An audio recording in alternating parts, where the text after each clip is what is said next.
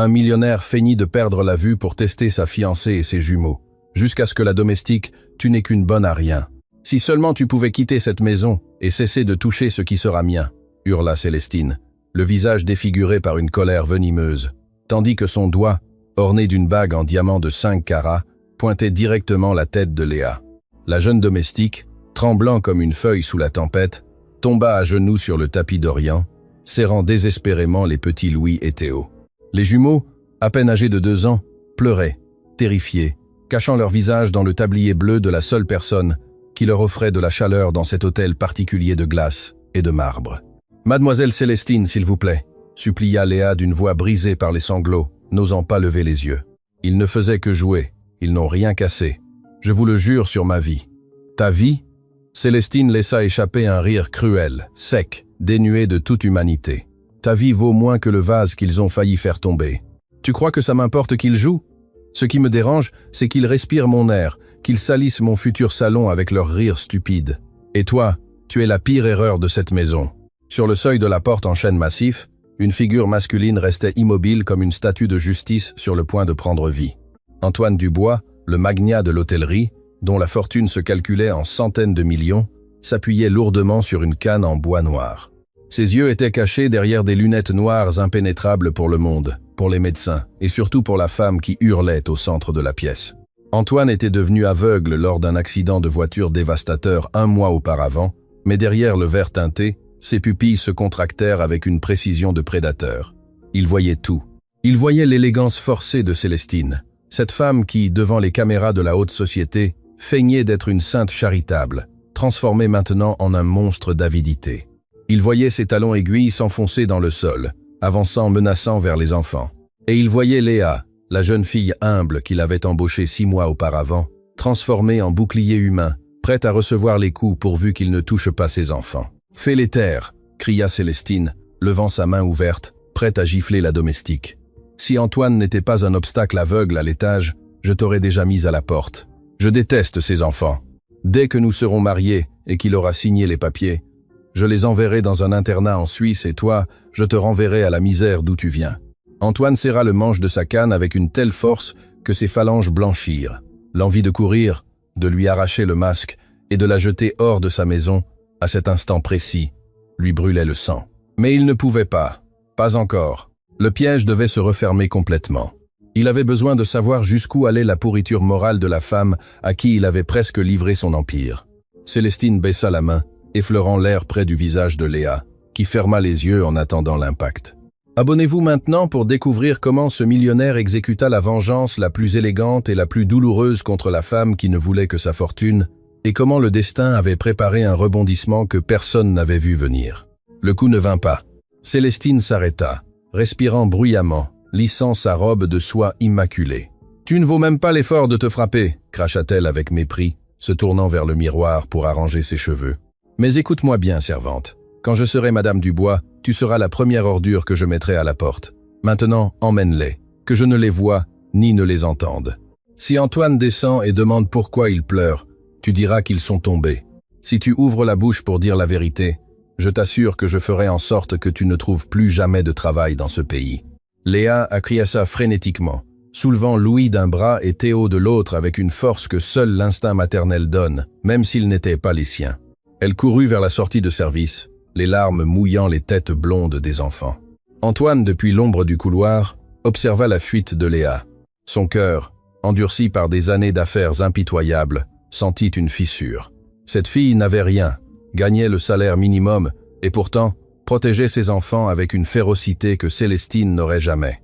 Célestine, se croyant seule, sortit son téléphone portable. Son ton de voix changea radicalement en répondant à l'appel. « Bonjour, mon amour. »« Non, non, Antoine est toujours pareil. Le pauvre est un fardeau terrible. Oui, le notaire vient demain. Dès que j'aurai le pouvoir sur les comptes des îles Caïmans, tout sera à nous. Oui, je sais que c'est triste. Mais il ne se rend compte de rien. Il est comme un enfant perdu dans l'obscurité. » Antoine recula d'un pas silencieux comme une ombre. Un sourire froid, terrible et calculateur se dessina sur ses lèvres. Célestine croyait qu'il était perdu dans l'obscurité, mais elle ne savait pas qu'il était le maître des ombres. La chasse venait de commencer. La décision de feindre sa cécité n'avait pas été un acte impulsif, mais la stratégie d'affaires la plus importante de la vie d'Antoine Dubois. 30 jours auparavant, le monde le connaissait comme le requin de la côte, un homme qui avait multiplié par 10 l'héritage de son père, construisant des hôtels de luxe de Paris à Saint-Tropez. Il avait le pouvoir, le respect et un compte bancaire qui pouvait acheter de petits pays. Mais dans la solitude de son penthouse, Antoine avait un doute qui lui rongeait l'âme. Célestine l'aimait-elle lui, ou aimait-elle la carte Platinum sans limite qu'il lui avait donnée? L'accident avait été réel, mais les conséquences non.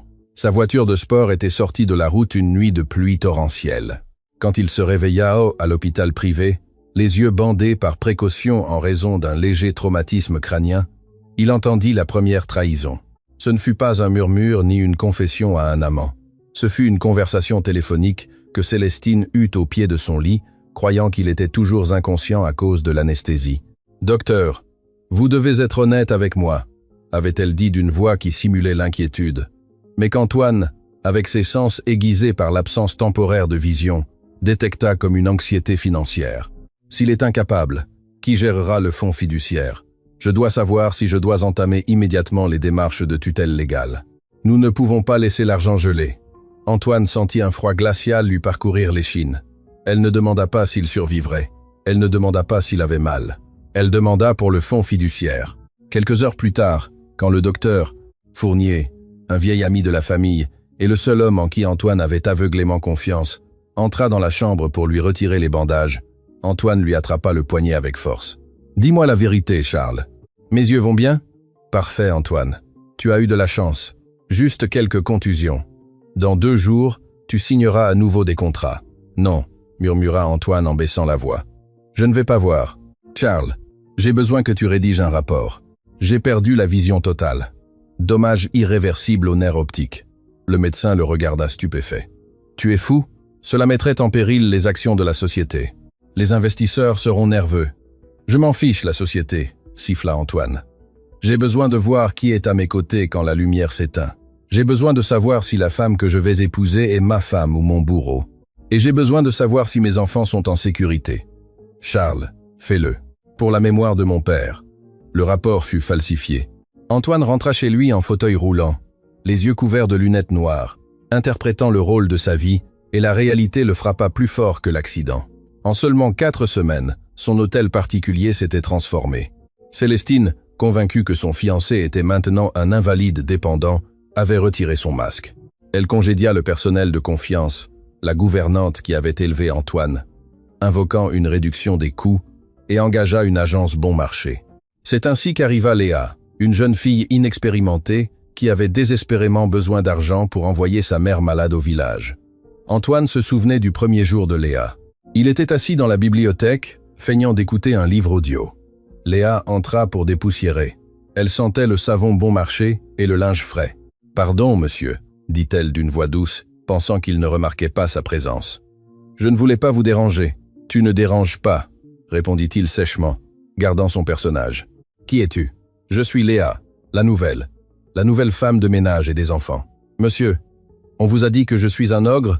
On m'a dit que vous traversiez un moment difficile, monsieur, et que vous aviez besoin de tranquillité. » Antoine attendit la plainte, le commentaire sarcastique que faisaient habituellement les employés dans son dos, mais Léa se contenta de lui arranger la couverture sur les jambes. « Si vous avez besoin de quoi que ce soit, n'importe quoi, je serai là.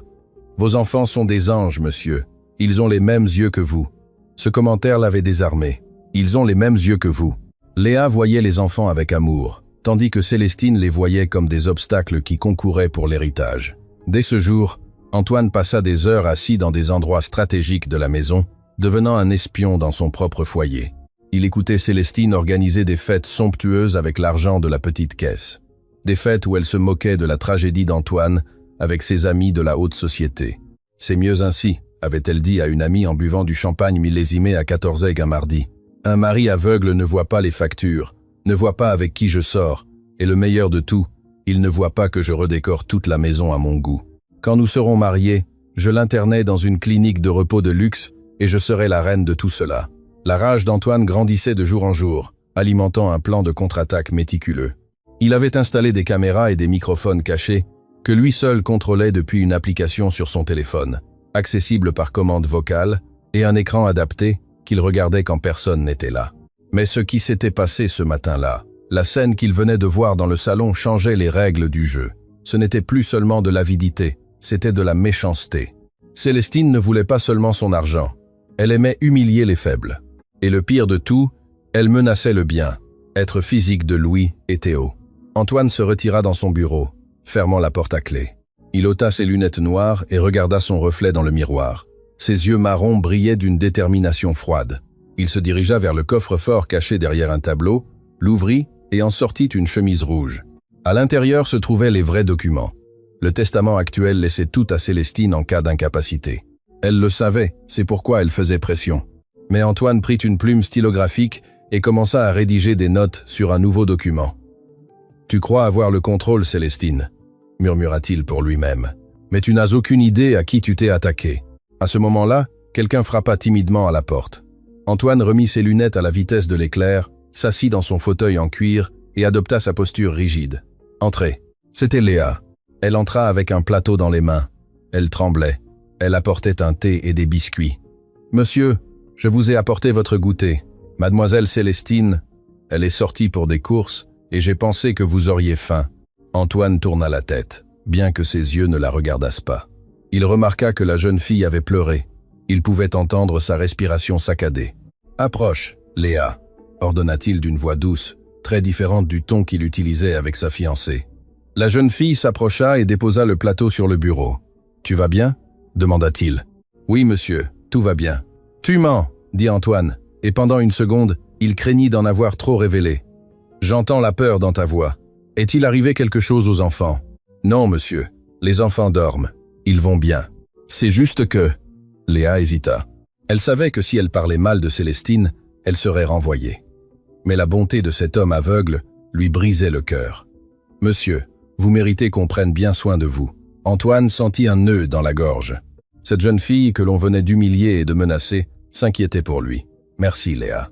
Tu peux te retirer. Mais avant, dis-moi une chose. De quelle couleur est ta robe aujourd'hui ?»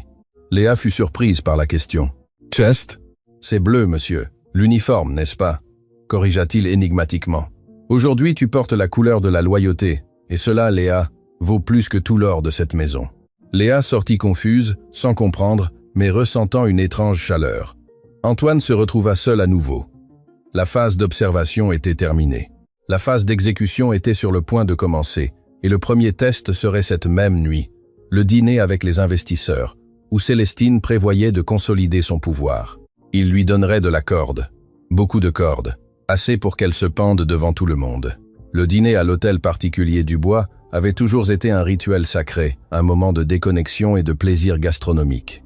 Mais cette nuit-là, la salle à manger principale ressemblait à un champ de bataille silencieux, chargé d'une électricité statique qui hérissait la peau. Les bougies de cire importées vacillaient sur la longue table en acajou, projetant des ombres dansantes qu'Antoine observait derrière la sécurité de ses lunettes noires. Il était assis en bout de table, rigide, les mains posées sur la nappe en lin égyptien, feignant ce regard vide et perdu qu'il avait perfectionné au cours du dernier mois. En face de lui, à l'autre bout de la table, se trouvait Célestine. Si Antoine avait été réellement aveugle, il se serait laissé tromper par la douceur mièvre de sa voix. « Antoine chéri, je te sers un peu plus de vin ? C'est un Bordeaux de 89 ton préféré, dit-elle d'un ton qui respirait l'inquiétude et l'amour conjugal. Cependant, ce qu'Antoine voyait était très différent de ce qu'il entendait. Il voyait une femme qui levait les yeux au ciel avec agacement en parlant, qui tapait frénétiquement sur son portable d'une main tout en tenant la bouteille de l'autre, ignorant complètement sa présence physique. L'écart entre la voix d'ange et le visage de démon ennuyé lui retournait l'estomac plus que la nourriture elle-même. « Non, merci », répondit Antoine en faisant une pause délibérée, déplaçant sa main maladroitement jusqu'à effleurer légèrement son verre d'eau en renversant quelques gouttes. Il voulait voir sa réaction. Célestine laissa échapper un souffle inaudible. Une grimace de dégoût déforma ses lèvres parfaitement maquillées de rouge. Elle essuya la table avec une serviette, le faisant avec rudesse, mais sa voix resta mielleuse. « Oh, mon amour, ne t'inquiète pas, ce n'est qu'un petit peu. Laisse-moi t'aider. Tu es si vulnérable maintenant. Ça me brise le cœur de te voir ainsi, si dépendant. Mais n'aie crainte, je serai tes yeux et tes mains. Tu seras mon bourreau si je te laisse faire, pensa Antoine en serrant la mâchoire. À ce moment-là, la porte de service s'ouvrit silencieusement. Léa entra avec le plateau du deuxième plat. Elle marchait la tête baissée, essayant de se faire invisible. Elle portait son uniforme impeccable. Mais Antoine, avec sa vision périphérique aiguisée par l'adrénaline, remarqua la rougeur de ses yeux et une légère marque sur son poignet, probablement due à Célestine, qui l'avait attrapée auparavant. « Voici, monsieur », murmura Léa en plaçant le plat devant lui avec une délicatesse extrême, guidant doucement la main d'Antoine vers les couverts. « Le poisson est coupé en petits morceaux, sans arête, comme vous l'aimez. Faites attention, le plat est chaud. » La différence était abyssale. Tandis que Célestine lui parlait comme à un enfant idiot, Léa lui parlait avec dignité, respectant son supposé handicap, mais sans lui enlever sa virilité. Soudain, un cri aigu brisa le silence sépulcral de la salle à manger. Il venait de l'étage. C'était le pleur inconsolable de Louis, suivi immédiatement par celui de Théo, un chœur d'angoisse enfantine qui fit qu'Antoine faillit se lever de sa chaise par instinct.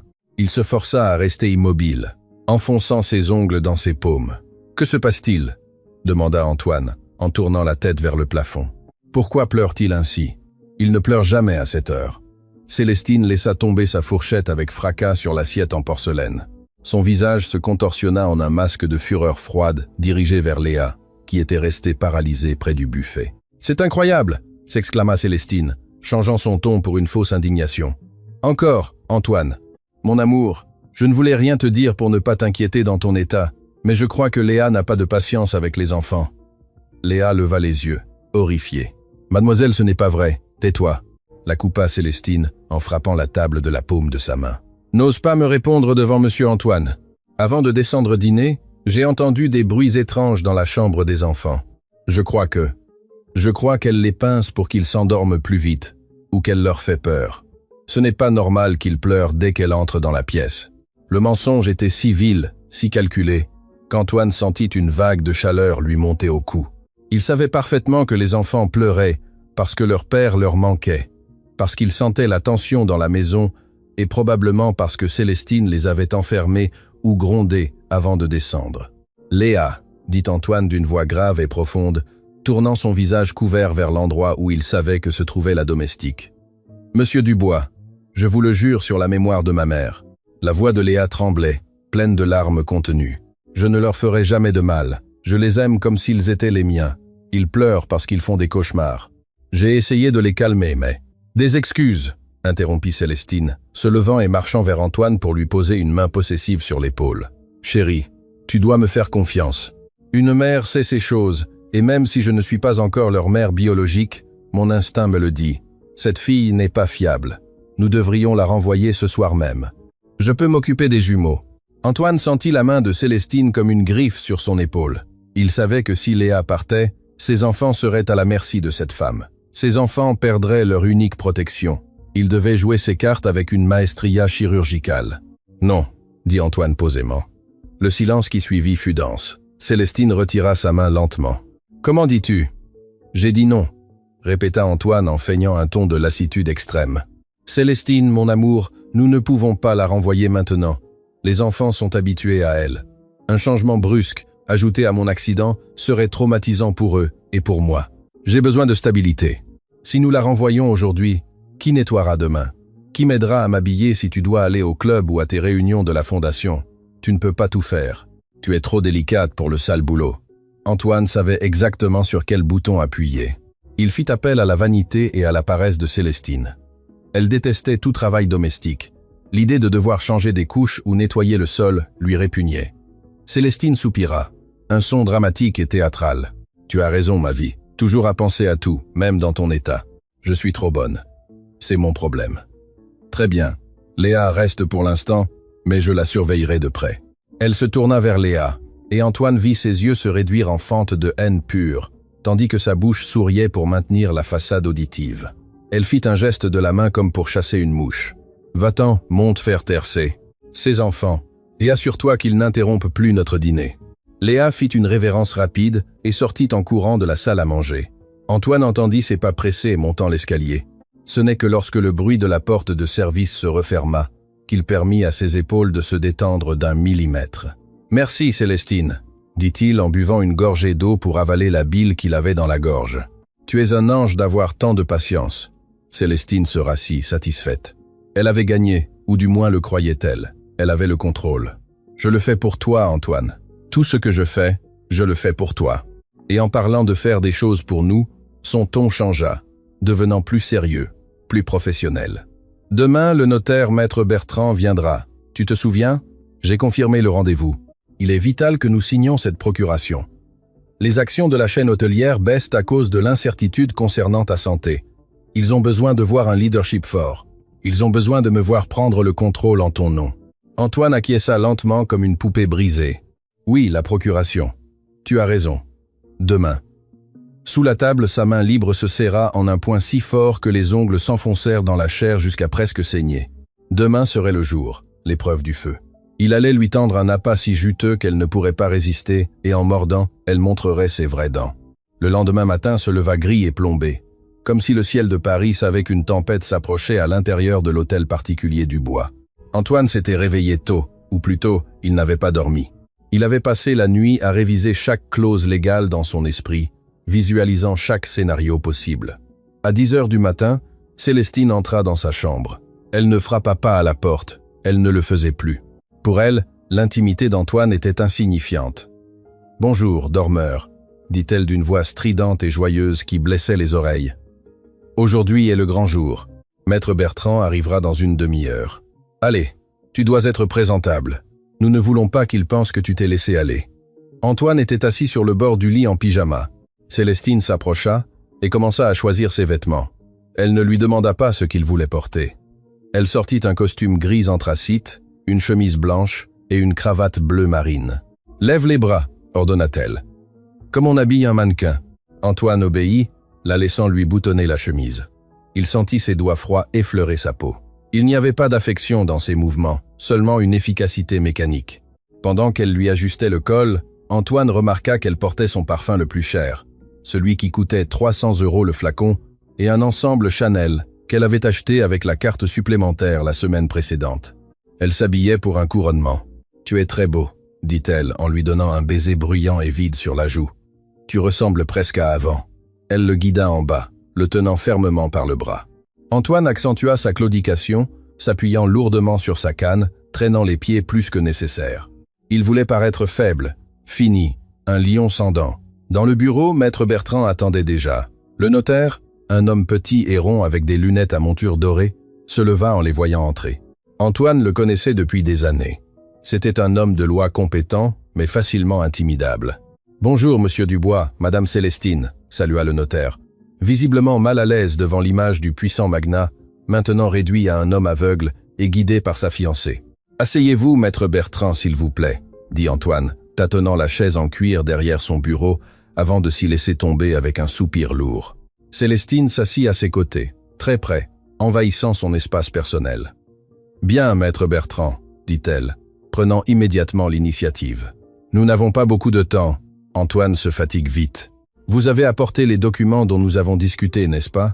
La procuration, générale et absolue. »« Oui, bien sûr. » Maître Bertrand ouvrit sa mallette et en sortit une liasse de feuilles. « Voici le projet de procuration générale. Ce document vous octroie, madame Célestine, tous les pouvoirs pour administrer tous les biens, comptes bancaires, propriétés et décisions corporatives de monsieur Dubois, sans aucune limitation, compte tenu de son état de santé actuel. » Antoine écoutait le froissement du papier. Il sentait l'anxiété de Célestine vibrer dans l'air. Elle salivait presque. « Parfait, » dit-elle en tendant la main. « Donnez-le-moi, je lui guiderai la main pour signer. »« Un moment, » interrompit Antoine. Sa voix fut douce, mais elle eut suffisamment d'autorité pour arrêter le mouvement de Maître Bertrand. « Maître Bertrand, lisez-le-moi. »« Comment ?» demanda Célestine avec une pointe d'irritation. « Antoine chéri, c'est un langage juridique très ennuyeux et dense. Il y a 20 pages. Maître Bertrand nous a déjà résumé l'essentiel. C'est pour que je puisse prendre soin de toi et payer les factures. Fais-moi confiance. »« Je sais que c'est ennuyeux, mon amour, » répondit Antoine, tournant son visage vers elle, caché derrière ses lunettes. « Mais mon père me disait toujours, « Ne signe jamais ce que tu n'as pas lu, et si tu ne peux pas le lire, fais-le lire 2 fois. C'est la dernière volonté d'un homme qui se sent inutile. Accorde-moi ce caprice. » Célestine renifla en regardant sa montre. « D'accord, maître Bertrand. Lisez, mais vite. » Le notaire commença à lire. Ce fut une torture de 30 minutes. Clause après clause, Antoine écoutait comment il se dépouillait légalement de sa vie. Accès au compte en Suisse, pouvoir de vendre des biens immobiliers, contrôle total sur le fonds fiduciaire des jumeaux. Tout passait entre les mains de Célestine. Pendant qu'il écoutait, Antoine observait Célestine. Elle n'écoutait pas les mots. Elle regardait les étagères. Elle regardait ses ongles. Elle regardait le stylo Montblanc en or qui reposait sur le bureau comme si c'était le sceptre qu'elle était sur le point d'empoigner. Et en conclusion, le mandataire est habilité à agir au nom du mandant en toute liberté, termina maître Bertrand en s'essuyant le front. Satisfait, demanda Célestine, plaçant le document devant Antoine et lui mettant le stylo dans la main. Signe ici sur la ligne pointillée. Antoine tint le stylo. Sa main commença à trembler. Ce n'était pas entièrement un tremblement fin, c'était l'adrénaline pure qui parcourait son système. Célestine, dit-il d'une voix brisée. Cela inclut aussi la maison de vacances à Saint-Tropez, celle de ma mère? Cela inclut tout, Antoine, tout. Ainsi, tu n'auras à te soucier de rien. Je m'occuperai de l'entretien, des impôts, de tout, signe. And if I naven these five, I naven these five. When naven these five. And if I naven these five, I naven these five. I naven these five. I naven these five. I naven these five. I naven these five. I naven these five. Antoine abaissa la pointe du stylo vers le papier. Célestine retint son souffle. Ses yeux étaient fixés sur la pointe dorée de l'instrument d'écriture. Juste avant de toucher le papier, la main d'Antoine eut un spasme. Le stylo s'envola de ses doigts, roula sur le bureau et tomba au sol, loin, sous un fauteuil lourd. « Maudit soit !» s'exclama Antoine en se prenant la tête à deux mains avec frustration. « Je suis inutile. Je ne peux même pas tenir un maudit stylo. » Célestine laissa échapper un grognement de frustration réelle.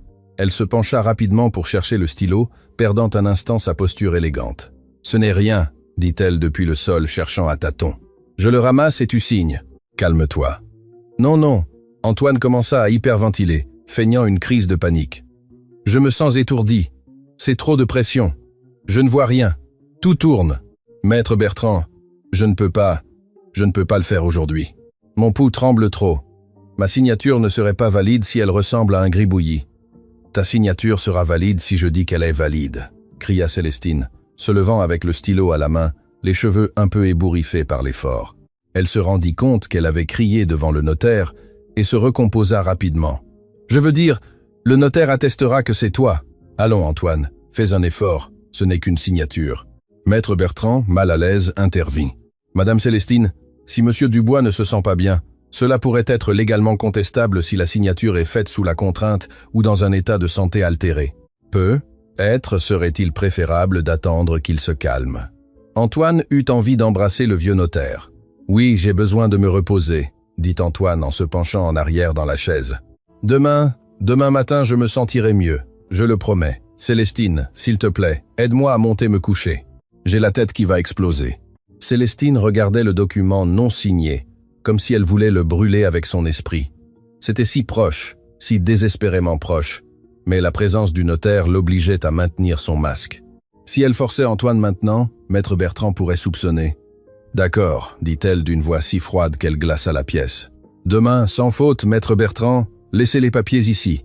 Je les garderai dans le coffre-fort. »« Je suis désolé, madame, » dit le notaire, ramassant rapidement les documents. « Les protocoles m'obligent à emporter les brouillons non signés.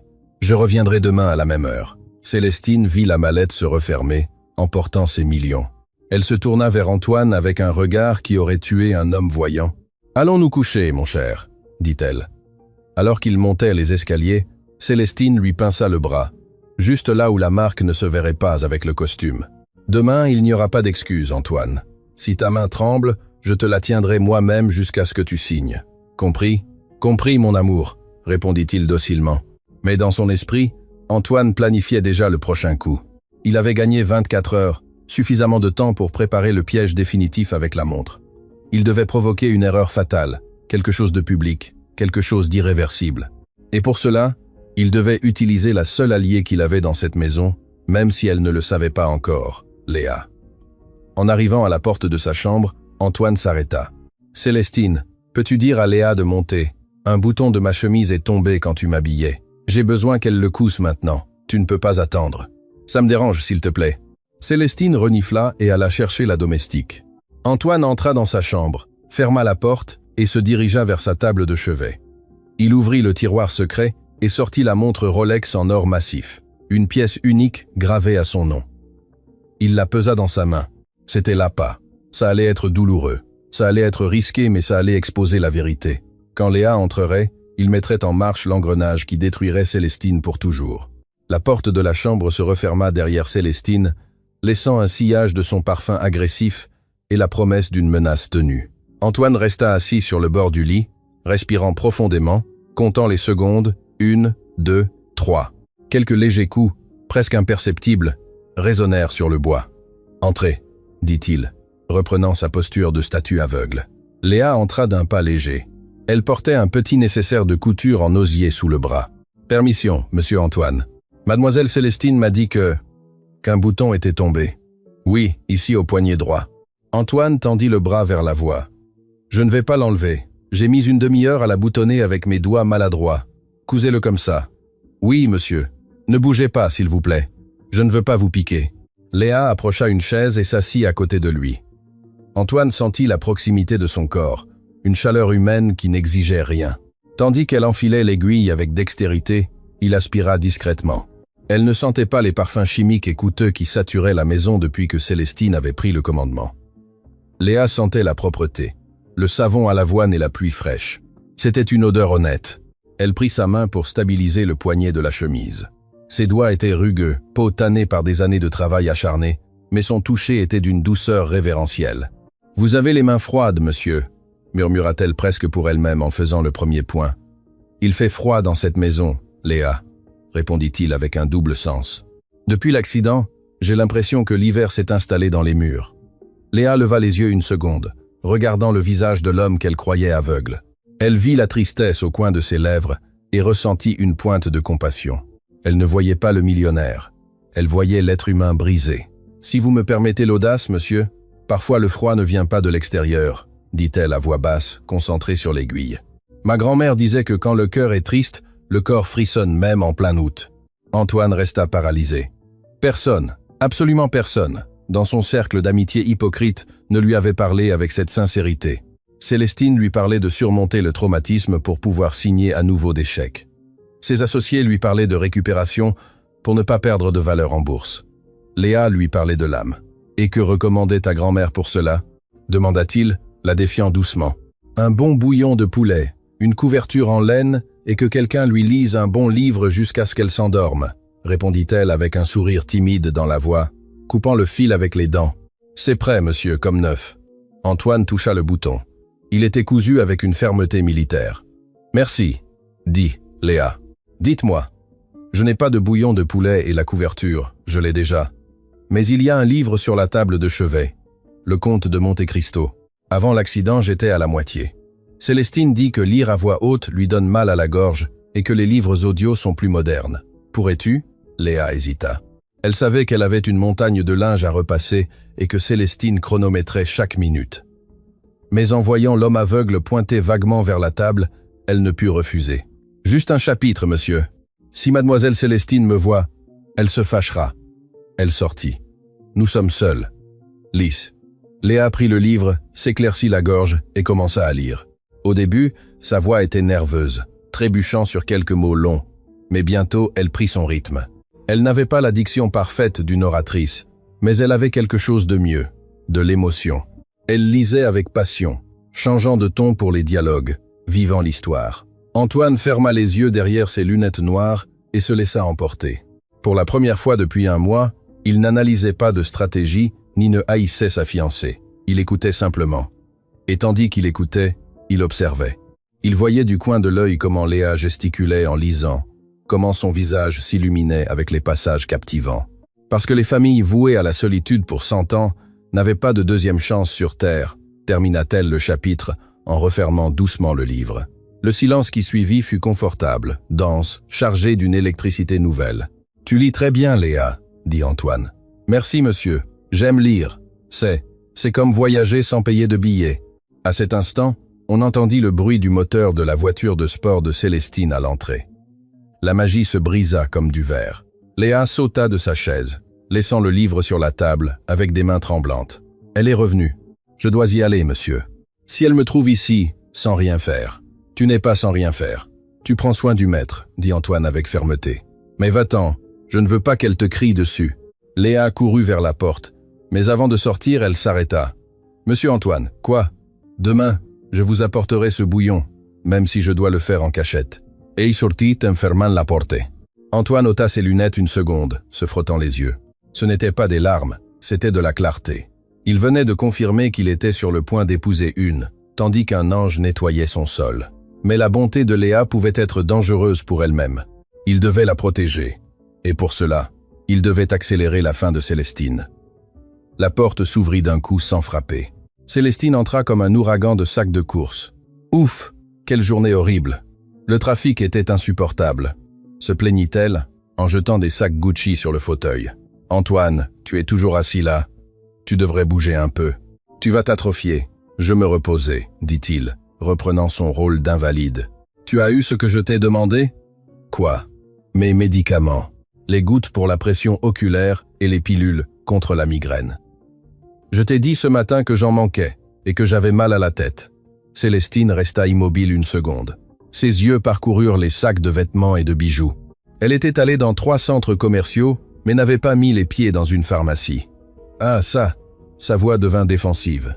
Eh bien sûr que j'y suis allé, mais il n'y en avait pas. Oui, c'est ça. On m'a dit qu'il y avait un problème de distribution nationale. Ils doivent les commander en Allemagne.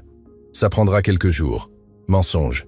Antoine savait que ces pilules se vendaient même au supermarché du coin. « Quelques jours ?» demanda-t-il, laissant une pointe de panique feinte entrer dans sa voix. « Célestine, le docteur. Fournier a dit que si je ne les prends pas, la pression peut monter et me provoquer un AVC. J'ai très mal à la tête en ce moment. »« Oh, Antoine, ne sois pas dramatique, » répliqua-t-elle en sortant une robe à paillettes d'un sac. « Prends une aspirine et c'est tout. Je ne vais pas traverser la ville à nouveau. Je suis épuisé. De plus, je dois essayer ça pour le gala de charité de la semaine prochaine. Tu aimes la couleur? Ah, c'est vrai, tu ne peux pas voir. C'est un magnifique vert émeraude. » Antoine ressentit une haine si pure qu'il dut se mordre la langue pour ne pas crier. Elle préférait le voir mourir plutôt que de froisser sa nouvelle robe. « Très bien, » dit-il sèchement. « Une aspirine. » Mais ce ne serait pas une aspirine. Cet après-midi-là, Antoine allait tester le cœur de cette maison. Il allait simuler l'effondrement que Célestine ignorait, et alors il verrait qui accourrait pour le sauver. L'après-midi tomba lourdement sur l'hôtel particulier. Célestine s'était enfermée dans son dressing, essayant des tenues et parlant par appel vidéo avec ses amis, riant aux éclats. Antoine, depuis sa chambre, écoutait les rires lointains pendant qu'il préparait la scène. Il attendit qu'il soit 19, l'heure où la maison était la plus tranquille. Léa était généralement dans la cuisine à préparer le dîner des jumeaux. Antoine jeta un verre d'eau par terre pour faire du bruit. Puis, il se laissa tomber de la chaise au sol, frappant le tapis avec son corps. Il commença à gémir, un son guttural et angoissé, suffisamment fort pour être entendu dans le couloir. « Au secours !» cria-t-il, feignant que sa voix l'abandonnait. « Célestine, ma tête !» Silence à l'étage. La musique dans la chambre de Célestine était trop forte. Elle ne l'entendait pas, ou ne voulait pas l'entendre. Il cria à nouveau plus fort. « Au secours, s'il vous plaît !» Il entendit des pas rapides, presque une course, montant l'escalier de service. Ce n'étaient pas les talons de Célestine, mais les chaussons en caoutchouc de Léa. La porte s'ouvrit d'un coup. « Monsieur Antoine !» cria Léa en le voyant allongé sur le sol, les mains sur la tête. Elle s'agenouilla à ses côtés instantanément, sans se soucier de rien. Elle lui releva la tête avec soin, la posant sur ses genoux. « Qu'est-ce qui vous arrive? Que sentez-vous? Mon Dieu, vous êtes pâle. Les médicaments, » allaita Antoine, simulant la douleur avec une crédibilité digne d'un Oscar. « La pression. J'ai l'impression que ma tête va éclater. Célestine, elle a les pilules. » Léa regarda vers la porte ouverte, angoissée. « Mademoiselle Célestine, » cria Léa de toutes ses forces. « Venez vite, monsieur se meurt. » Personne ne répondit. On entendait que la musique pop étouffait de l'aile et de la maison. « Elle non. Elle a dit qu'il n'y en avait pas, » murmura Antoine en attrapant la main de Léa. « Elle a dit qu'il n'y en avait pas à la pharmacie. » Léa comprit tout en une seconde. Elle vit les sacs de marque de luxe dans le couloir. Elle vit le désintérêt. Elle savait que ce médicament était vital.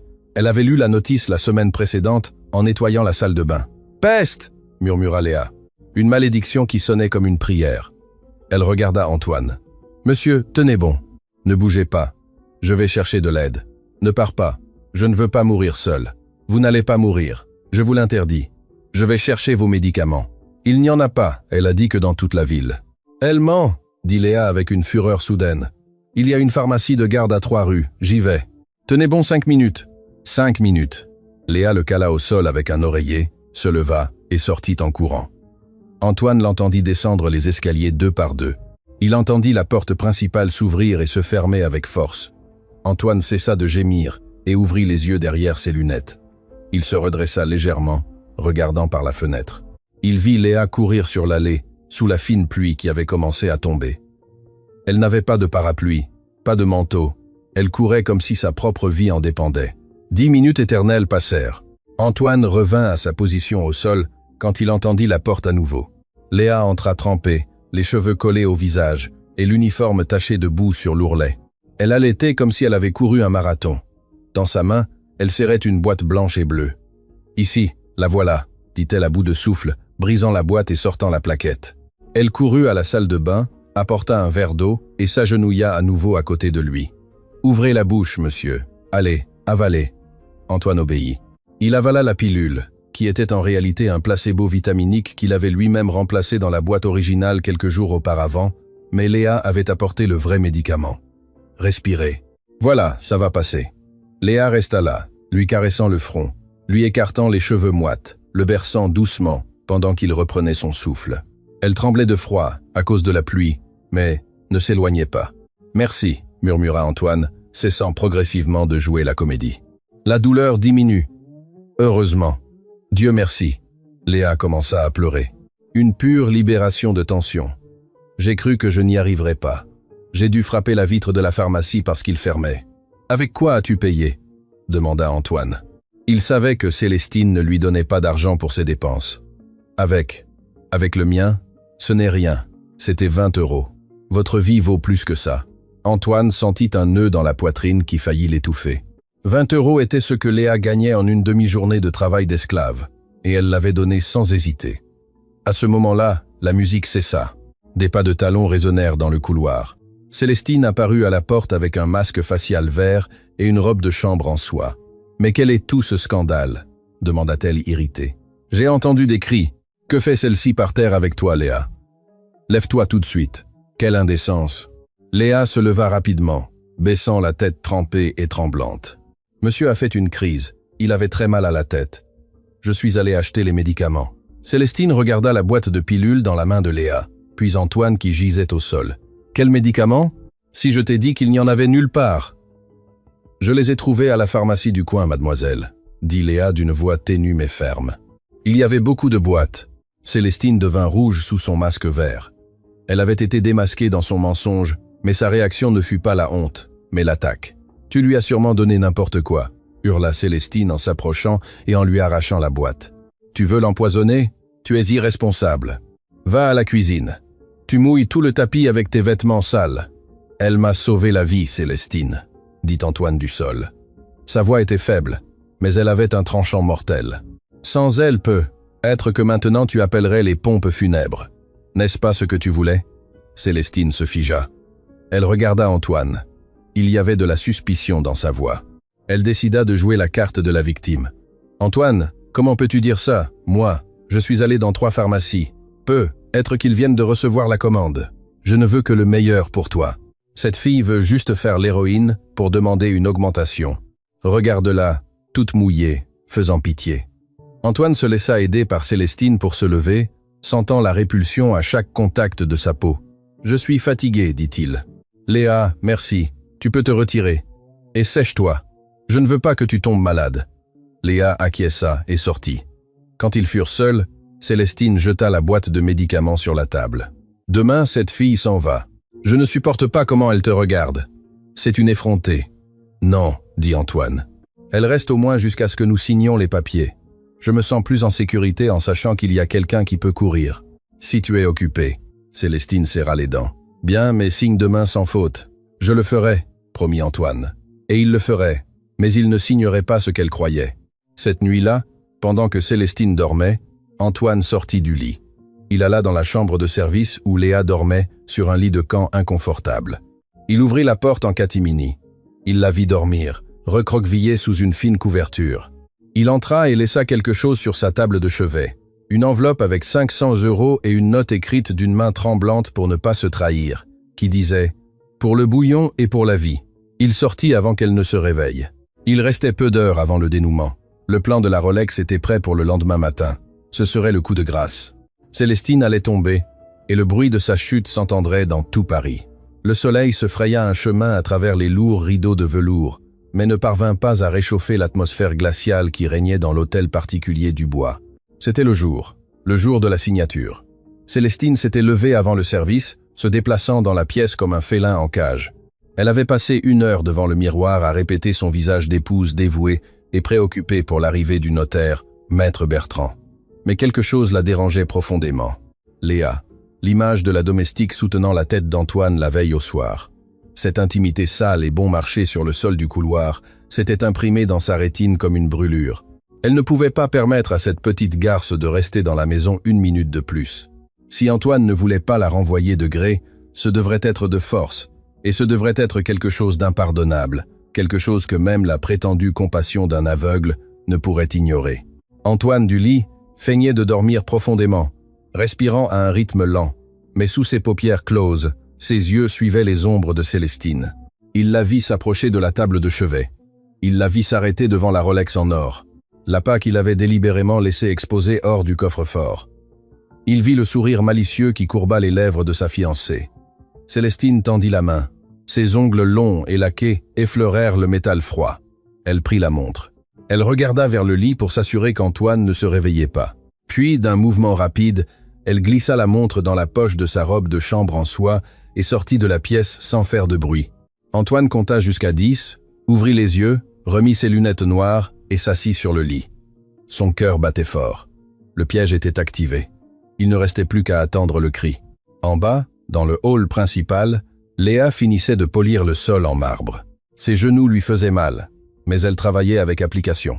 Elle voulait finir vite pour préparer le petit déjeuner spécial qu'elle avait promis aux jumeaux. Elle n'avait pas remarqué que Célestine descendait les escaliers, l'observant avec une intention de prédateur. « Toi !»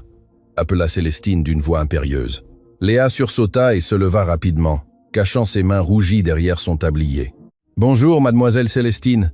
Désirez-vous votre café ?»« Je ne veux pas de café de tes mains sales, » cracha Célestine en s'approchant dangereusement. « Je veux que tu montes nettoyer le dressing de monsieur tout de suite. Il est dégoûtant, et je veux que tu le fasses bien, pas comme tu nettoies ici en bas, où il y a toujours des marques. »« Oui, mademoiselle, j'y vais tout de suite. » Léa se dirigea vers les escaliers, passant à côté de Célestine. C'est à cet instant précis, au croisement de leurs corps, que Célestine feignit de trébucher. « Aïe, attention, stupide !» cria Célestine, attrapant Léa par le bras pour se stabiliser. « Pardon, je ne vous avais pas vu. » Dans la confusion du contact, avec une prestidigitation digne d'un pickpocket professionnel, Célestine glissa la lourde montre en or dans la large poche droite du tablier de Léa. L'employé, étourdi par la bousculade et les cris, ne sentit pas le poids supplémentaire parmi les chiffons de nettoyage qu'elle y portait. « Dégage de ma vue !» cria Célestine, la poussant vers le haut. « Monte !» Léa courut à l'étage, le cœur serré. Célestine resta en bas, lissant sa robe de chambre et regarda sa montre-bracelet. Il restait 5 minutes avant l'arrivée du notaire. Parfait. 10 minutes plus tard, la sonnette retentit. C'était Maître Bertrand. Célestine le reçut avec son plus beau faux sourire. « Maître Bertrand, ponctuel comme toujours. Entrez, entrez. Antoine descendra tout de suite. Il cherche quelque chose. » Juste à ce moment-là, Antoine apparut en haut de l'escalier, impeccablement habillé, sa canne à la main, descendant les marches avec une lenteur exaspérante. « Bonjour », dit Antoine d'une voix puissante. « Bonjour Antoine », répondit Célestine, montant quelques marches pour feindre de l'aider. « Maître Bertrand est déjà là, prêt à signer. »« Prêt », dit Antoine. Mais alors il s'arrêta, toucha son poignet gauche, fronça les sourcils. « Attends, ma montre. » Célestine retint son souffle, feignant la surprise. « Quelle montre, chérie ?»« La Rolex, celle de mon grand-père. Je l'ai laissée sur la table de chevet hier soir. Je ne la trouve pas. J'ai cru que tu l'avais rangée. »« Non, je n'ai rien touché, » dit Célestine, élevant le volume de sa voix pour que le notaire entende bien. « Tu es sûr que tu ne l'as pas mise ?»« Je suis aveugle, Célestine. Non, stupide. Je sais que je ne la porte pas et je sais où je l'ai laissée. »« Mon Dieu !»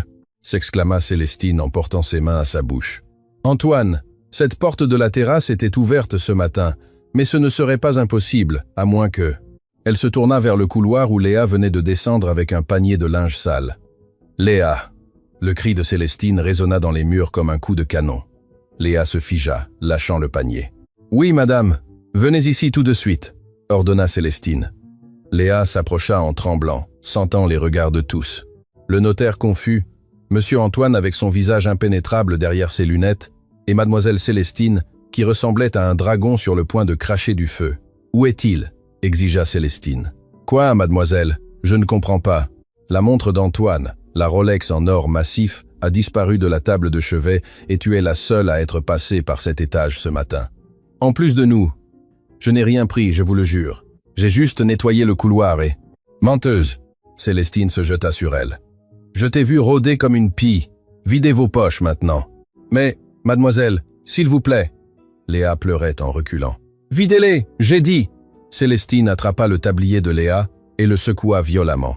Le son fut inimitable, un claquement métallique et lourd contre le sol en marbre. La montre en or tomba de la poche de Léa et glissa jusqu'à s'arrêter aux pieds de maître Bertrand. Le silence qui suivit fut absolu, rompu seulement par les sanglots étouffés de Léa. « La voilà !» cria Célestine triomphante, montrant la preuve du délit. « Je le savais, c'est une voleuse. Une vulgaire voleuse qui profite d'un aveugle. Maître Bertrand, vous êtes témoin. Elle a volé un bijou de famille d'une valeur de 50 000 €. Léa regardait la montre par terre, les yeux exorbités. Elle ne comprenait pas comment elle était arrivée là. Le monde tournait autour d'elle. « Non, ça ne peut pas être. Je n'ai pas. Quelqu'un l'a mise, » balbutia-t-elle en hyperventilant. « Tais-toi. » Célestine se tourna vers Antoine. « Antoine, appelle la police. Tout de suite qu'on l'emmène menotter. Je veux qu'elle pourrisse en prison. Et les enfants, j'appellerai les services sociaux pour qu'on les lui retire. Car une voleuse ne peut pas avoir d'enfants. » Ce fut le coup bas, la mention des enfants. Léa tomba à genoux, rampant vers Antoine, agrippant le bas de son pantalon. « Monsieur Antoine, s'il vous plaît, ne me retirez pas mes enfants. Je vous le jure sur ma vie, je ne l'ai pas volée. Je ne sais pas comment elle est arrivée là. Croyez-moi, s'il vous plaît. » Célestine souriait. C'était le mat. Antoine devrait la renvoyer. Et avec Léa partie. Le chemin était dégagé. « Maître Bertrand, appelez la police !» ordonna Célestine au notaire. « Un instant !» tonna la voix d'Antoine. Ce fut un ordre si catégorique que Maître Bertrand, qui avait déjà son portable à la main, s'arrêta net.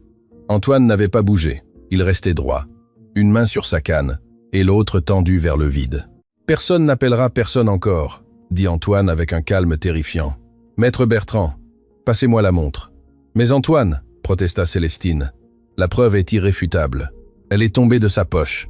J'ai dit qu'on me passe la montre. » Le notaire ramassa la pièce et la déposa dans la main ouverte d'Antoine. Le millionnaire referma ses doigts sur le métal froid. « Elle pèse », murmura-t-il. « C'est de l'or véritable. » Il se pencha lentement, se guidant par le son des pleurs de Léa jusqu'à se retrouver à sa hauteur. Célestine observait la scène avec impatience, attendant le renvoi fulgurant. « Léa », dit Antoine doucement, « donne-moi tes mains. » Léa, aveuglée par les larmes et la terreur de perdre ses neveux, qu'elle aimait comme ses propres enfants, tendit ses mains tremblantes vers l'obscurité qu'elle imaginait chez Antoine. Il les prit. Ses grandes mains fermes enveloppèrent les siennes, petites, rugueuses par l'eau de Javel et froides par la peur. Antoine prit son temps. Ce n'était pas seulement un geste théâtral. C'était une nécessité. Il avait besoin de sentir la vérité physique de cette femme. Avec ses pouces, il caressa doucement les callosités dans les paumes de Léa, les cicatrices minuscules de celle qui travaille du lever au coucher du soleil. Il sentit son pouls effréné à son poignet, un battement frénétique d'oiseau piégé. « Les mains d'un voleur sont généralement moites de culpabilité », dit Antoine à voix haute pour que tout le monde l'entende. Ou tendues, prêtes à fuir. Il fit une pause, inclinant la tête comme s'il écoutait un secret que seul l'univers lui chuchotait. Mais ses mains sont froides, elles sont sèches, et elles tremblent de peur, pas de malveillance. Antoine resserra un peu plus son étreinte. « Ce sont des mains de travail, Célestine. Des mains qui m'ont sauvé d'une crise hier. Des mains qui ont nettoyé, cuisiné et pris soin de mes enfants quand leur propre mère était trop occupée à acheter des robes. » Célestine laissa échapper un grognement d'incrédulité, faisant un pas en avant. Ses talons résonnèrent agressivement sur le marbre. « Pour l'amour de Dieu, Antoine, arrête de jouer au détective mystique. La montre était dans sa poche. Nous l'avons vue tomber. Quelle autre preuve as-tu besoin ? C'est une délinquante. » Antoine se leva lentement, aidant Léa à se relever avec lui sans lui lâcher la main. « Il se tourna vers l'endroit où il savait que se trouvait Célestine. Bien que ses yeux fussent cachés, l'intensité de sa présence la fit reculer d'un pas instinctivement. « Célestine, as-tu déjà essayé de mettre un objet de cette taille et de ce poids dans une poche sans que cela se voie ?» demanda-t-il avec une logique écrasante. Si Léa avait voulu le voler, elle l'aurait caché dans ses sous-vêtements ou dans son sac. Le porter dans son tablier lâche en récurant le sol, c'est stupide. Et Léa n'est pas stupide. Alors elle est négligente ou arrogante. Peu importe, elle a volé, cria Célestine en perdant son sang-froid. Si tu ne la renvoies pas, je le ferai. Tu es aveugle, Antoine. Ton jugement est troublé. C'est moi qui vois la réalité ici. La réalité. Antoine laissa échapper un rire court et amer. Parfois l'obscurité te permet de voir des choses que la lumière cache. Il tira doucement Léa vers lui, la rapprochant tellement qu'elle put sentir son eau de Cologne, un mélange de bois et de tabac. Il inclina la tête vers son oreille. Ce fut un mouvement rapide, intime, qui exclut le reste de la pièce. « Fais-moi confiance », murmura Antoine si bas que seule elle put l'entendre. Ce fut un souffle d'espoir au milieu de l'ouragan. « Je sais que ce n'était pas toi.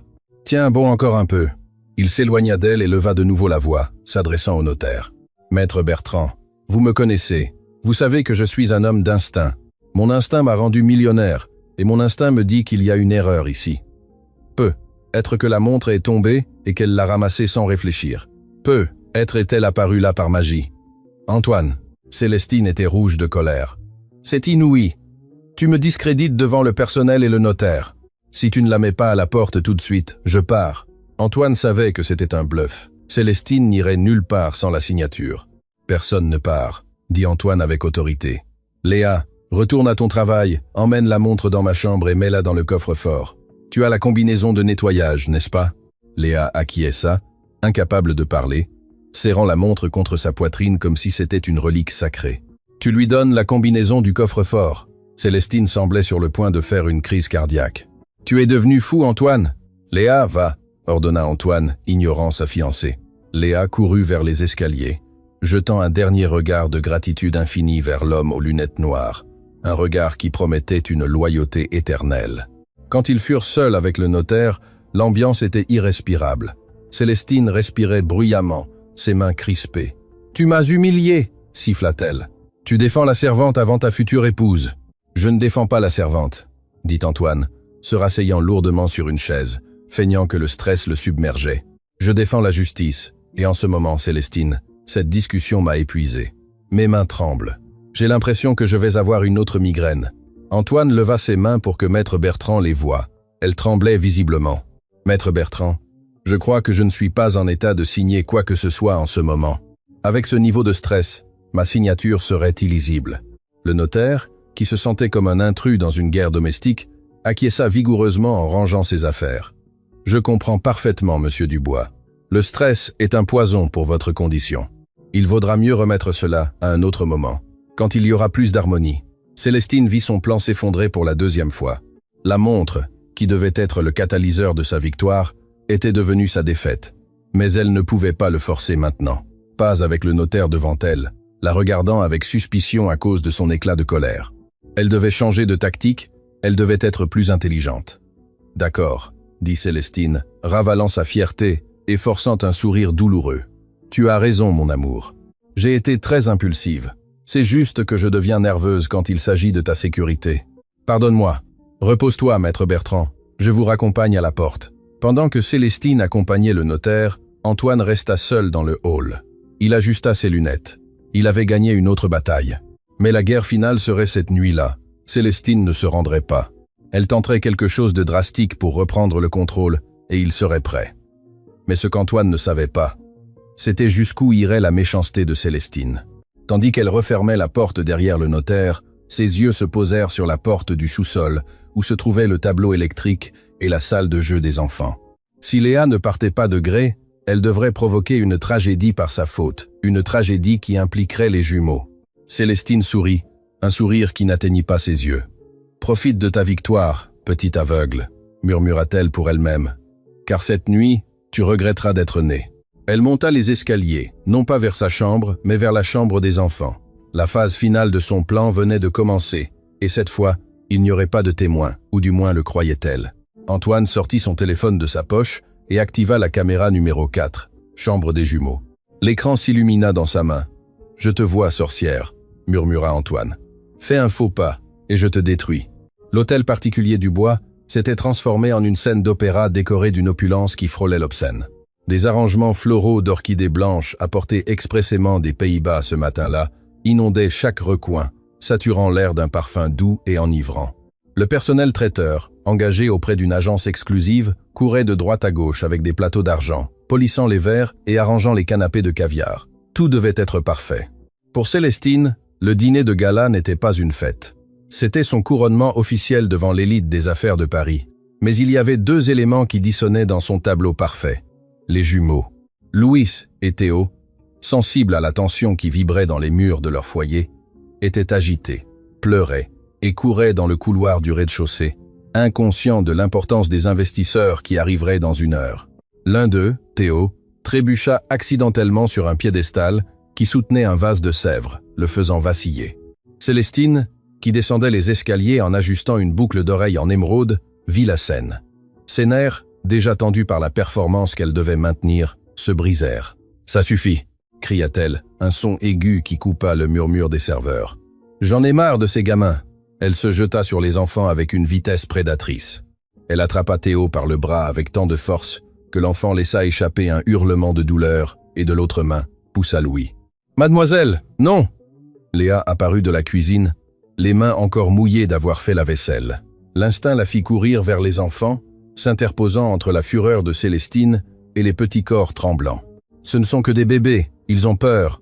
Je m'en fiche s'ils ont peur !» hurla Célestine, les yeux injectés de sang, le maquillage parfait se fissurant sous la grimace de haine. « Ils vont gâcher ma soirée, ils vont pleurer quand les partenaires arriveront. Et moi, j'ai besoin de silence, un silence absolu. » Sans lâcher l'enfant, Célestine traîna les jumeaux vers le couloir latéral, où se trouvait l'ancienne cave à vin, une pièce petite, sombre et surtout insonorisée. « Non, s'il vous plaît !» supplia Léa en attrapant le bras de Célestine. « Ne les enfermez pas là, dedans, ils ont panique de l'obscurité. S'il vous plaît, mademoiselle, je les emmènerai dans ma chambre. Ils ne feront pas de bruit, je vous le promets. » « Dans ta chambre ?» Célestine s'arrêta devant la porte de la cave, ouvrit la lourde porte en bois et poussa les enfants à l'intérieur. Les jumeaux tombèrent au sol, pleurant inconsolablement, tendant leurs petits bras vers la lumière. « Tu n'as pas de chambre, servante. Tu es une ordure et eux apprendront à se taire. » Célestine tenta de refermer la porte, mais Léa, poussée par une force qu'elle ignorait, mit le pied et l'épaule, bloquant la fermeture. « Je ne le permettrai pas !» cria Léa, les larmes aux yeux, mais la mâchoire ferme. « C'est de la cruauté. Je vais le dire à monsieur Antoine !» La mention d'Antoine fut le déclencheur final. Célestine lâcha la porte, recula d'un pas et, la main ouverte et pleine de lourdes bagues, gifla Léa brutalement au visage. Le son de l'impact résonna, sec et terrible. Léa tomba au sol, étourdie, sentant le goût métallique du sang dans sa bouche. Sa joue s'enfla instantanément, marquée par l'or des bijoux. « Si tu ouvres la bouche !» siffla Célestine, se penchant sur elle et l'attrapant par les cheveux, l'obligeant à la regarder dans les yeux. « Si tu oses déranger Antoine ou sortir de la cuisine ce soir, je jurerai que c'est toi qui as frappé les enfants. Je dirai que je t'ai trouvé en train de les maltraiter. J'ai le pouvoir, Léa. J'ai l'argent et toi, tu n'es personne. Qui crois-tu qu'on croira? Un aveugle inutile ou la future maîtresse de tout cela ?» Léa s'inclina, vaincue par le poids de la menace. Elle savait que Célestine était capable de cela et plus encore. Si elle était accusée de maltraitance infantile, elle ne reverrait plus jamais les enfants et finirait en prison. Célestine sourit, satisfaite de voir la peur dans les yeux de la domestique. Elle se leva, lissa sa robe de soie vert émeraude et referma la porte de la cave d'un coup sec. Les pleurs des enfants s'étouffèrent instantanément, réduits au silence par l'isolation acoustique. Elle tourna la clé 2 fois et la glissa dans son décolleté. « Maintenant, lève-toi, nettoie ce sang dégoûtant et va à la cuisine. Je veux des canapés chauds dans 10 minutes et pas un mot. » Célestine se retourna et marcha vers le salon principal, transformant son visage de monstre en masking d'hôtesse parfaite en quelques secondes. En haut, dans son bureau, Antoine Dubois était debout devant l'écran de son portable. Il avait tout vu à travers la caméra de sécurité cachée dans le couloir. Ses mains agrippaient le bord du bureau en acajou avec tant de force que le bois craqua. Chaque fibre de son être lui criait de descendre, de briser la porte, de tuer cette femme de ses propres mains.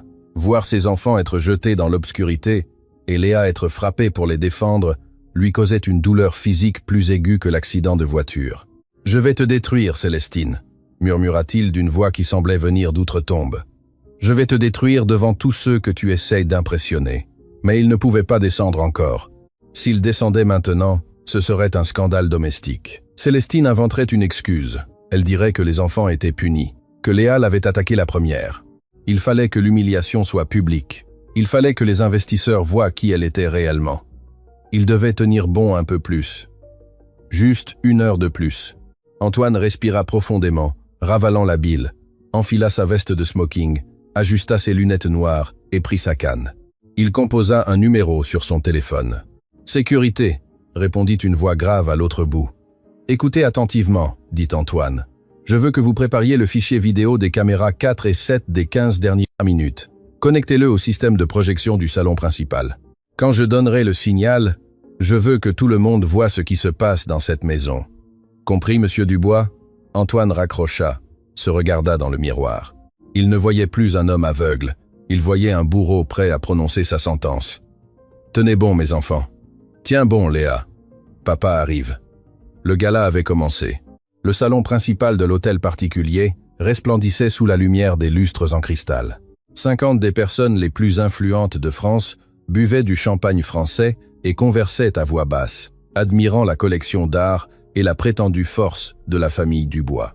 Célestine était le centre de gravité de la fête. Elle se déplaçait parmi les invités avec une élégance répétée, riant au moment précis, touchant doucement les bras des banquiers, projetant l'image de l'épouse parfaite et de l'entrepreneuse capable. Elle tenait Antoine par le bras, le guidant comme si c'était un animal de compagnie coûteux et abîmé. « Monsieur de Montaigne, quelle joie de vous voir !» dit Célestine en saluant le principal actionnaire du groupe hôtelier. « Permettez-moi de vous présenter Antoine, bien que, vous savez, il n'est plus le même qu'avant. » Antoine tendit la main vers le vide, un peu décalé par rapport à l'homme, feignant la désorientation. « Montaigne, » dit Antoine d'une voix faible, « merci d'être venu. »« Antoine, mon cher, quelle calamité !» dit Montaigne en lui serrant la main avec cette compassion gênante des puissants face à la faiblesse d'autrui. « Mais je vois que vous êtes entre de bonnes mains. Célestine est un bijou. »« Elle l'est, » dit Célestine, serrant le bras d'Antoine avec une force possessive. « Je fais de mon mieux. C'est difficile, vous savez. Porter le fardeau de l'entreprise et de la maison seule. Maintenant enfin vous me comprenez. Mais quelqu'un doit être fort. » Antoine sentit la nausée. Elle vendait son incapacité pour se positionner comme la seule leader viable. La nuit avançait et l'alcool déliait les langues. Célestine, enivrée par son propre succès et par la certitude que les enfants étaient enfermés et la servante soumise, décida que c'était le moment du coup final. Elle fit signe au serveur de baisser la musique et prit une coupe de champagne et un microphone. Elle monta sur un petit podium qu'ils avaient installé devant la cheminée. La lumière des projecteurs l'éclairait, la faisant briller comme une déesse dorée. « Amis, associés, famille », commença-t-elle d'une voix vibrante. « Merci à tous de nous accompagner en cette soirée si complexe. » Le salon se tut. Tous les regards étaient fixés sur elle. Antoine restait en bas, appuyé sur sa canne, près d'un grand écran de projection qui était utilisé pour des présentations d'entreprise, maintenant éteint. « Comme vous le savez tous, le mois dernier a été une épreuve de feu pour nous, » continua Célestine en posant une main sur sa poitrine, feignant l'émotion. « L'accident d'Antoine nous a changé la vie. Voir un homme si brillant plongé dans l'obscurité éternelle a été dévastateur. » Elle fit une pause dramatique. Certains invités acquiescèrent tristement, mais sa voix s'endurcit, prenant de la force. La vie continue, et les affaires aussi. Antoine, dans sa sagesse, a reconnu qu'il ne peut plus diriger le groupe Hôtels Dubois. Sa condition exige du repos, de la paix et de s'éloigner du stress. Antoine serra le poing sur le pommeau de sa canne. « Continue de parler », pensa-t-il. « Creuse ta tombe. C'est pourquoi, » annonça Célestine en levant sa coupe, « j'ai le plaisir et l'honneur d'annoncer qu'à partir de demain, après avoir signé les derniers documents légaux qu'Antoine a préparés avec tant d'amour, j'assumerai la présidence totale du groupe. » Et non seulement cela, sourit-elle, un sourire triomphant qui montrait toutes ses dents. Je veux aussi vous inviter tous à notre mariage que nous célébrerons la semaine prochaine. Ce sera une cérémonie intime ici même, car le véritable amour n'a pas besoin de Dieu pour se voir, n'est-ce pas? Les applaudissements éclatèrent. Des applaudissements polis, mais enthousiastes. Célestine buvait les applaudissements comme si c'était du nectar. Elle se sentait intouchable. Reine de la maison, reine de l'entreprise, maîtresse de l'argent. Pendant qu'ils applaudissaient, personne ne remarqua que la porte de service, située au fond du salon dans la pénombre, s'ouvrait lentement. Personne, sauf Antoine, qui regardait de ce côté derrière ses lunettes noires. Léa apparut. Elle ne portait pas l'uniforme impeccable habituel. Elle était décoiffée, son tablier taché de sang sec au cou et la joue gauche gonflée et violette à cause du coup. Elle boitait légèrement, mais dans ses bras, elle portait Louis et Théo. Antoine sentit un frisson d'orgueil et de terreur. Comment était-elle sortie? La réponse vint en voyant la main de Léa. Elle saignait. Elle avait brisé la vitre de la petite fenêtre de la cave. Elle s'était glissée dans un espace impossible et avait sorti les enfants, se coupant au passage. C'était une lionne blessée. Le murmure des applaudissements commença à s'éteindre un à un. Les invités se tournèrent en voyant la figure spectrale de la domestique blessée entrer dans le luxueux salon. Le silence s'étendit comme une tache d'huile inconfortable et dense. Célestine, depuis l'estrade, vit les visages des investisseurs passer de l'admiration à l'horreur. Elle suivit leurs regards et se retourna. En voyant Léa là, debout, défiante, les enfants serrés contre son cou, la coupe de Célestine lui glissa des doigts et se fracassa au sol, se brisant en 1000 morceaux. Le bruit du verre brisé fut le seul bruit dans la pièce. « Mais qu'est-ce que fait cette folle ici » cria Célestine, perdant les pédales, oubliant le microphone qu'elle tenait encore à la main, amplifiant son hystérie. « Sécurité, sortez-la d'ici. Elle a kidnappé les enfants. Regardez-la, elle est ivre et violente. » Les gardes de sécurité, confus, firent un pas vers Léa. « Que personne ne la touche !» La voix d'Antoine retentit dans la pièce, plus puissante que n'importe quel microphone. Antoine s'éloigna du mur. Il ne s'appuyait plus sur sa canne. Il marcha vers le centre de la pièce. Ses pas étaient fermes, sûrs. Il ne traînait pas les pieds, il ne tâtonnait pas. Il marchait directement vers Léa. Célestine le regarda en clignant des yeux, confuse. « Antoine, que fais-tu? Attention, tu vas tomber !» Antoine arriva jusqu'à Léa, s'arrêta devant elle avec une délicatesse infinie, leva la main et toucha la joue tuméfiée de la femme. « Je suis désolé, » murmura-t-il. « Je suis désolé d'avoir mis si longtemps. Je devais être sûr qu'elle ne nous dérangerait plus jamais. Mais j'ai laissé qu'on te fasse du mal, et ça, je ne me le pardonnerai jamais. » Léa le regarda, et malgré la douleur à sa joue et le sang sur ses mains, elle sourit faiblement. « Ils sont en sécurité, monsieur, » murmura-t-elle en caressant la tête de Louis. « Les enfants sont en sécurité, c'est la seule chose qui compte. Vous voyez. »« Oui, » dit Antoine, prenant les mains ensanglantées de Léa entre les siennes et les embrassant avec révérence devant le regard stupéfait des 50 témoins. « Je vois, et enfin je vois ce qui est vraiment précieux. » La fête s'était dissipée, mais non pas comme se terminaient habituellement les galas de la haute société. Il n'y eut pas de longs adieux, ni de promesses de déjeuner futur.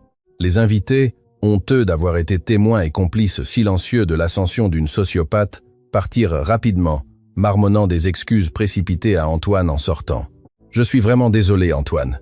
Nous n'avions aucune idée. Si tu as besoin de quelque chose de légal, appelle-moi. » Quel courage, Antoine. Quel courage. Antoine les congédia d'un hochement de tête sec. Il ne se souciait pas de leur validation. Il voulait qu'ils partent. Il voulait nettoyer sa maison de l'hypocrisie. Quand la dernière voiture de luxe franchit le portail de sortie, Antoine ferma la porte principale à clé. Le silence qui resta n'était pas le silence oppressant d'avant, c'était un silence propre, de redémarrage. Il se tourna vers le hall. Il ne restait que 4 personnes dans l'immense hôtel particulier. Lui, Léa et les 2 enfants, qui s'étaient endormis sur un canapé du salon, épuisés par les pleurs. Léa était assise dans un fauteuil proche, avec une compresse de glace, qu'Antoine lui avait apportée serrée contre sa joue. Le bleu commençait déjà à s'assombrir. « Je vais appeler le docteur Fournier pour qu'il vienne vous voir », dit Antoine en sortant son portable. « Non, monsieur, s'il vous plaît », dit Léa en essayant de se lever, mais faisant une grimace de douleur à cause de la cheville qu'elle s'était tordue en brisant la fenêtre. « Ce n'est pas nécessaire. Je vais bien. Ce n'est qu'un coup. Demain, je serai prête à nettoyer tout ce désordre de la fête. » Antoine rangea son portable et la regarda sévèrement. « Léa, écoute-moi bien. Demain, tu ne nettoieras rien, et après-demain non plus. » Léa baissa le regard, la peur revenant dans ses yeux. « Vous allez me renvoyer. Je sais que j'ai brisé la fenêtre de la cave et taché le tapis de sang. Je le déduirai de mon salaire. Je vous le promets. Mais ne me chassez pas. J'ai besoin de ce travail. » Antoine s'approcha d'elle, s'assit sur la table basse devant son fauteuil et lui retira doucement la glace du visage pour voir sa blessure. Ses doigts effleurèrent la peau meurtrie avec une tendresse qui fit que Léa retint son souffle. « Léa, regarde-moi » ordonna-t-il. Elle leva ses grands yeux marrons, pleins de larmes non versées. « Je ne vais pas te renvoyer, mais tu ne seras plus la domestique. Cette étape s'est terminée au moment où tu as brisé cette fenêtre pour sauver mes enfants. Aucune employée ne fait ça, seule une mère le fait. Mais je ne comprends pas. J'ai renvoyé tout le personnel de sécurité, » expliqua Antoine. Ils étaient sur la paix, ils voyaient ce que Célestine faisait et se taisaient. Tu étais la seule qui n'avait rien et tu as tout risqué. Demain, une entreprise de nettoyage externe viendra pour nettoyer. Toi, tu as un arrêt maladie indéfini avec salaire complet, bien sûr, et une prime. Decinda. Antoine sortit un chèque qu'il avait déjà préparé dans sa poche intérieure. Il le mit dans les mains de Léa. Elle regarda le montant et ses yeux s'écarquillèrent démesurément. C'était 50 000 €, plus que ce qu'elle gagnerait en 3 ans. « Monsieur, je ne peux pas accepter ça, c'est trop. C'est le prix de la montre. Ce n'est pas le prix de la montre, c'est le prix de la loyauté. C'est pour que tu fasses venir ta mère du village, pour que tu lui payes les meilleurs médecins, pour que tu répares ta maison. C'est à toi, tu l'as gagné avec ton sang. » Léa éclata en sanglots, cette fois des pleurs de soulagement profond, de libération. Antoine, brisant la dernière barrière qui subsistait entre employeur et employé, se pencha et l'embrassa. Il sentit le corps de la jeune femme se détendre contre sa poitrine, ses mains s'accrocher à sa veste. Elle sentait la fumée et le sang, mais pour Antoine, c'était le meilleur parfum du monde. « Merci, merci » sanglota-t-elle. « Merci à toi, Léa. Tu m'as rendu la vue bien avant que je n'enlève mes lunettes. » Ils restèrent ainsi quelques minutes pendant que la maison respirait tranquillement. Puis Antoine se sépara doucement. « Maintenant, nous allons soigner ses mains. Tu as des éclats de verre incrustés. » Il alla à la salle de bain et apporta la trousse de premier secours. Avec une patience infinie, utilisant une pince et du désinfectant, Antoine soigna chaque coupure sur les mains de Léa. Elle sifflait parfois de douleur, mais ne retirait pas ses mains. Il y avait une intimité sacrée dans cet acte. Lui, le millionnaire intouchable, nettoyant les blessures de la femme qui récurait ses sols. « Tu sais, » dit Antoine en lui bandant la main droite. « Pendant que j'étais aveugle, j'ai entendu beaucoup de choses. J'ai entendu comment tu chantais aux enfants pour les endormir. J'ai entendu comment tu me lisais Le Comte de Monte Cristo. J'ai entendu ton cœur battre quand tu étais proche. » Léa rougit en baissant les yeux. « Je pensais que vous dormiez, monsieur. Je ne dormais jamais quand tu étais prêt. Tu m'apportais la paix. Et je veux que tu saches quelque chose. Le mensonge de Célestine sur la grossesse. Vous n'avez rien à m'expliquer, monsieur. Si j'ai. Je veux que tu saches que dans cette maison, il n'y a plus de secret. Célestine était une erreur coûteuse. Mais toi, tu es la vérité. » Il termina de lui bander la main et la tint un moment de plus que nécessaire. « Repose-toi, Léa. Dors dans la chambre d'amis aujourd'hui. Le lit est plus moelleux. Demain sera le premier jour du reste de nos vies et j'ai le sentiment que ce sera bien mieux qu'avant. » Léa acquiesça, incapable d'articuler un mot. Elle se leva avec difficulté et marcha vers la chambre d'amis, se sentant comme Cendrillon après le bal, mais sans que la calèche ne se transforme en citrouille. Cette fois, la magie était réelle. Antoine resta dans le salon, regardant ses enfants endormis. Il s'approcha d'eux, les recouvrit d'une couverture et leur embrassa le front.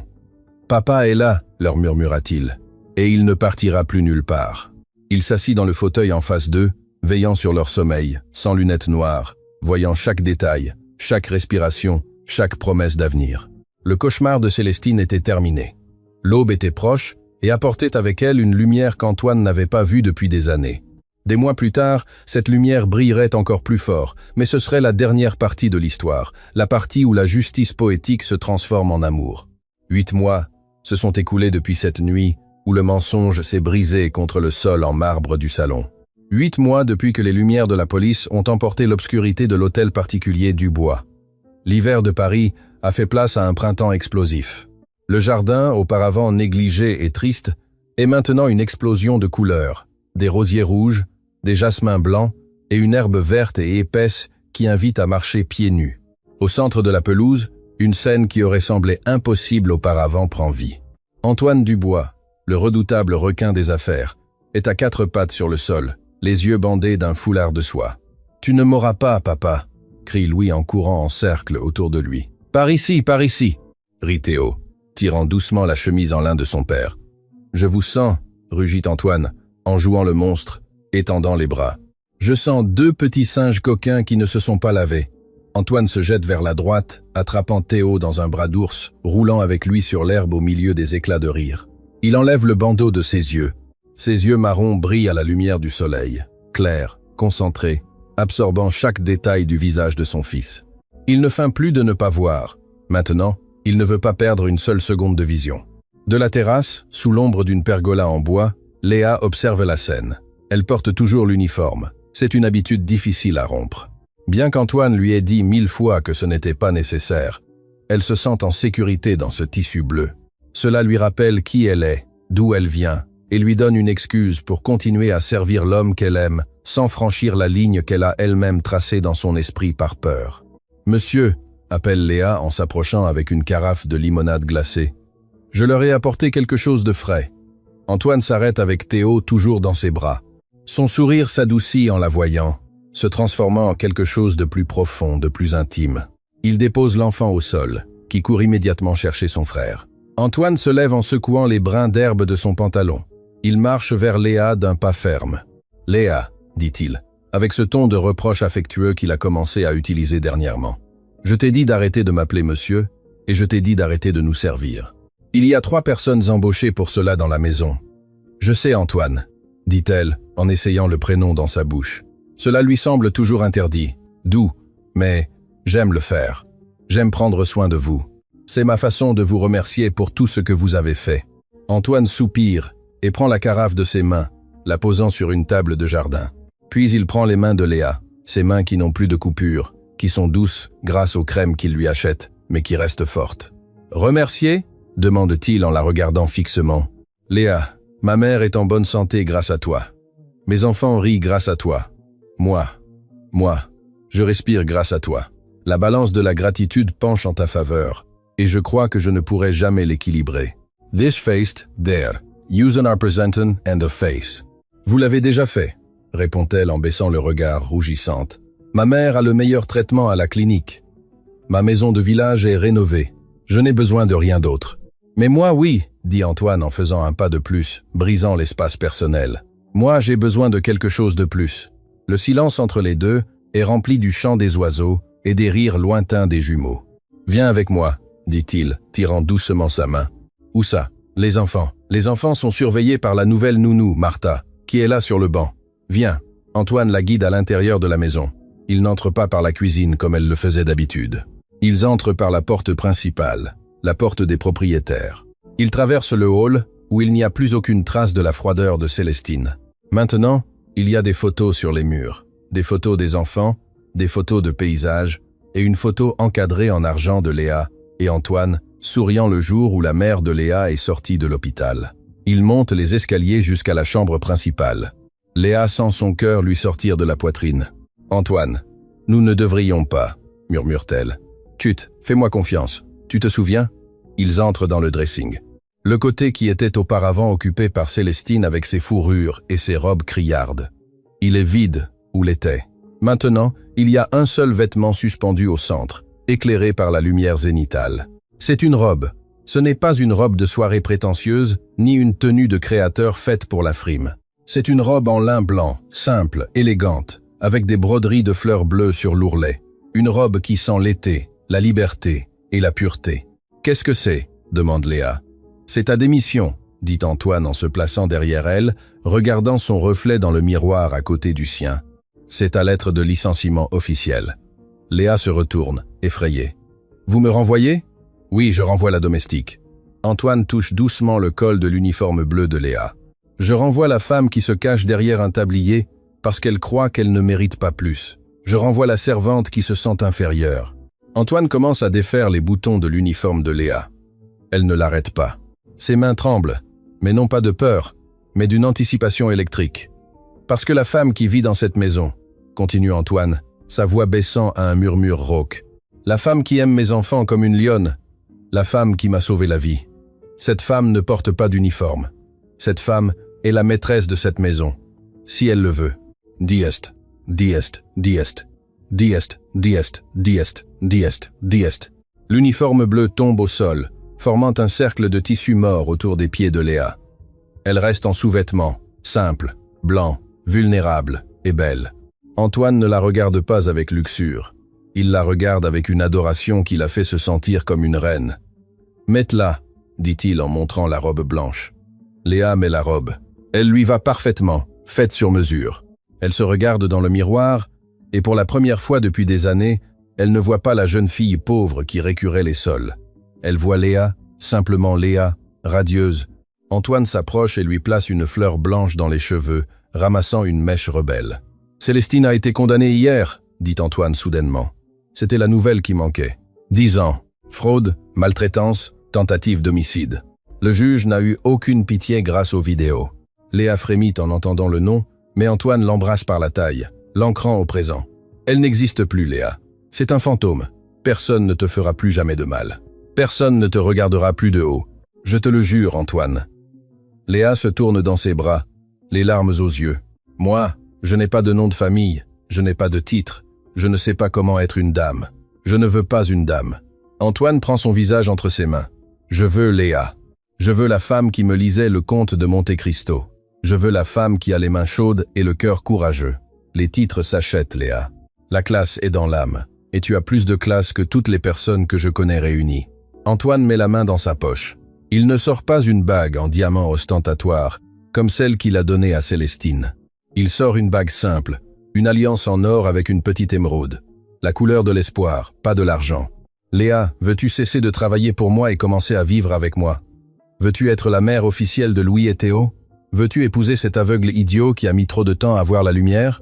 Léa regarde l'anneau, regarde Antoine, et puis regarde par la fenêtre vers Paris. Le jardin, où les enfants jouent en toute sécurité au soleil. Oui, murmure-t-elle. Et puis elle le dit plus fort avec un rire qui lui vient du ventre. Oui, oui, Antoine. Oui, à tout. Antoine lui passe la bague. Ils s'embrassent. Ce n'est pas un baiser de film hollywoodien. C'est un vrai baiser, profond, scellé par la promesse de celui qui a vu l'enfer et a décidé de construire le paradis. « Papa! Léa !» Les cris des enfants interrompent le moment. Les jumeaux entrent en courant dans la pièce, les genoux tachés d'herbe. Ils s'arrêtent net en voyant Léa. « Léa !» dit Louis les yeux grands ouverts. « Tu ressembles à une princesse. »« Non, idiote !» le corrige Théo en lui donnant un coup de coude. « Elle ressemble à maman. » Le mot flotte dans l'air, magique, définitif. Léa porte la main à sa bouche, retenant un sanglot de bonheur. Elle se penche et ouvre les bras. Les deux enfants courent vers elle et se fondent dans une étreinte blanche et chaleureuse. Antoine se joint à l'étreinte, les enveloppant tous les trois. « Oui, Théo », dit Antoine en embrassant la tête de Léa. « C'est maman. » La caméra s'éloigne lentement, sortant par la fenêtre, parcourant le jardin en fleurs, s'élevant au-dessus de l'hôtel particulier, qui n'est plus une cage dorée, mais un foyer. Le soleil est à son zénith et il n'y a pas une seule ombre en vue.